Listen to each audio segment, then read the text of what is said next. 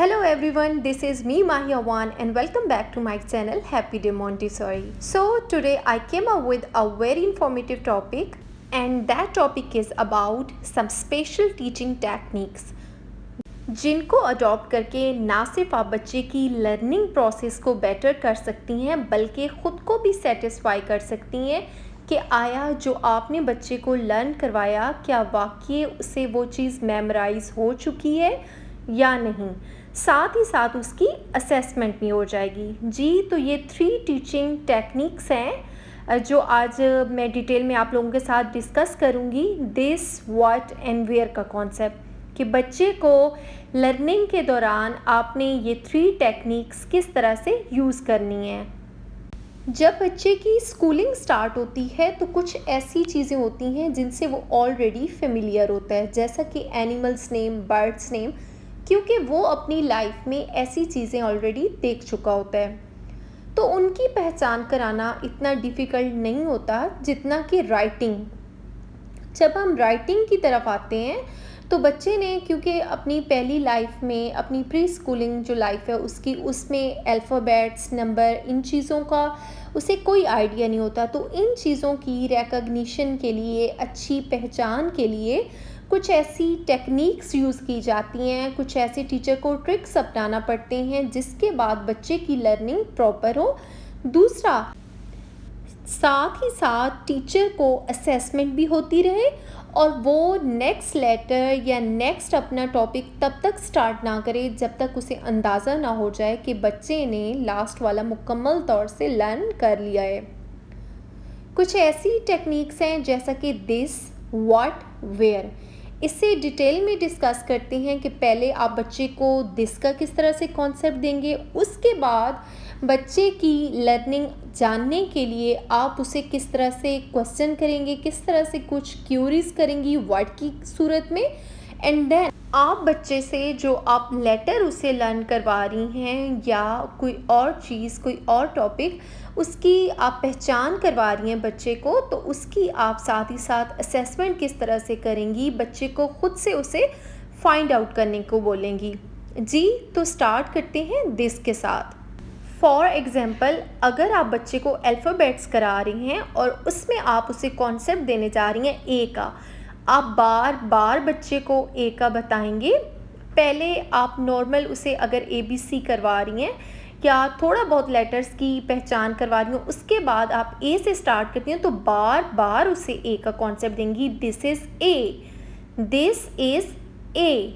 उठा के कोई मॉडल उसे दिखाएंगी या कोई ऑडियो विजुअल एड्स के ज़रिए दिखाएंगी, लेकिन बार बार उसे ए का बताएंगी।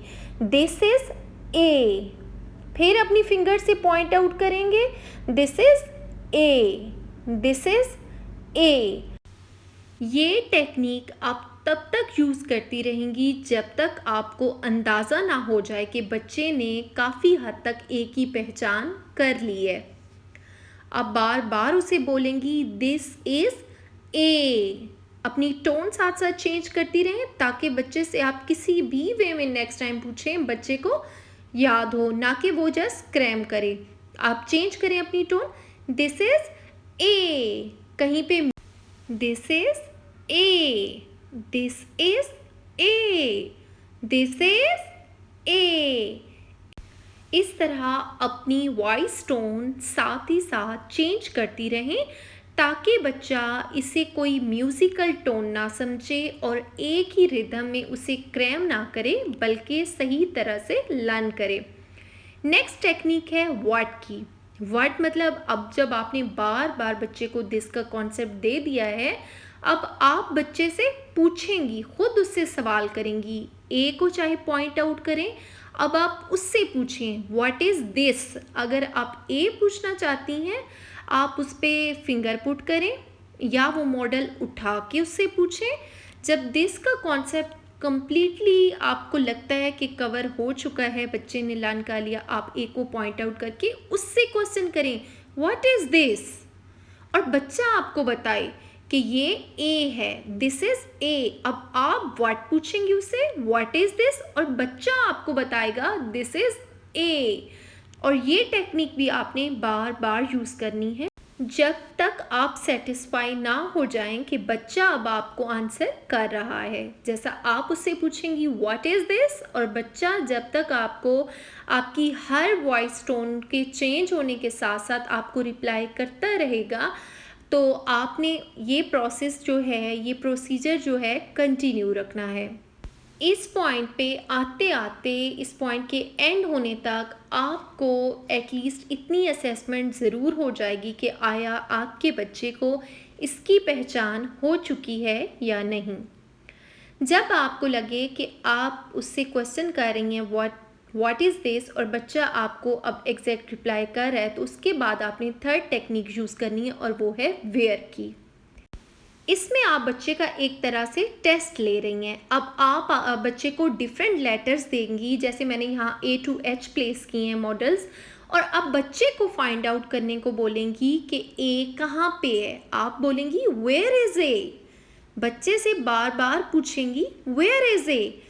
अल्फ़ाबेट्स की जो तरतीब है उसे चेंज करके रखें और फिर बच्चे से पूछें। ये नहीं कि तरतीब वही है और आप बच्चे से बार बार पूछ रही हैं वेयर इज़ ए, तो जाहिर है वो ए को ही पॉइंट आउट करेगा। आपने उनकी तरतीब चेंज कर देनी है, उन्हें एक बिल्कुल रैंडम वे में रख देना है और फिर बच्चे से बार बार पूछना है where is A, where is A, ताकि बच्चा उन तमाम लेटर्स में से फिर से आपको ढूंढ के ए दिखाए।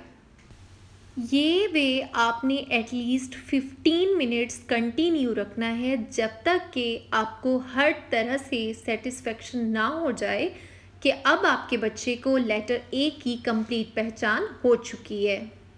जी, तो ये थी हमारी 3 टीचिंग टेक्निक्स जो कि प्री स्कूलिंग में टोटल लेवल पे या प्ले ग्रुप लेवल के लिए यूज़ होती हैं किसी भी लेटर की, नंबर की पहचान के लिए।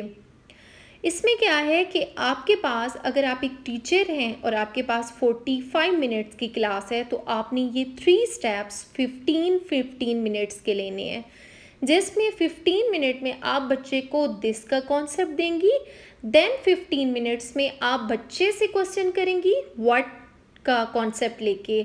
और जब आपको काफ़ी हद तक ये क्लियर हो जाएगा कि बच्चे को पहचान हो गई है, देन आप उसकी असेसमेंट या उसका टेस्ट किस तरह से लेंगी। वेयर का कॉन्सेप्ट लेके आप बच्चे से डिफरेंट लेटर्स में से खुद वो लेटर जो आप चाहती हैं उसे सर्च करने को बोलेंगी। अगर आप ये 3 टेक्निक्स यूज़ करती हैं, देन आई होप कि आप बच्चे की बहुत अच्छे से लर्निंग करवा सकती हैं और साथ ही साथ आपको फीडबैक भी मिलता रहेगा। आई होप कि आज की वीडियो आप लोगों को पसंद आई होगी, आपके लिए काफ़ी हेल्पफुल साबित होगी। जी, तो अगर मेरी वीडियो आपको पसंद आई है तो मेरे चैनल को ज़रूर सब्सक्राइब कीजिए, बेल आइकन को प्रेस कीजिए और लाइक और शेयर तो ज़रूर कीजिए। जी, तो मिलते हैं अपनी नेक्स्ट वीडियो में, तब तक के लिए अल्लाह हाफिज़।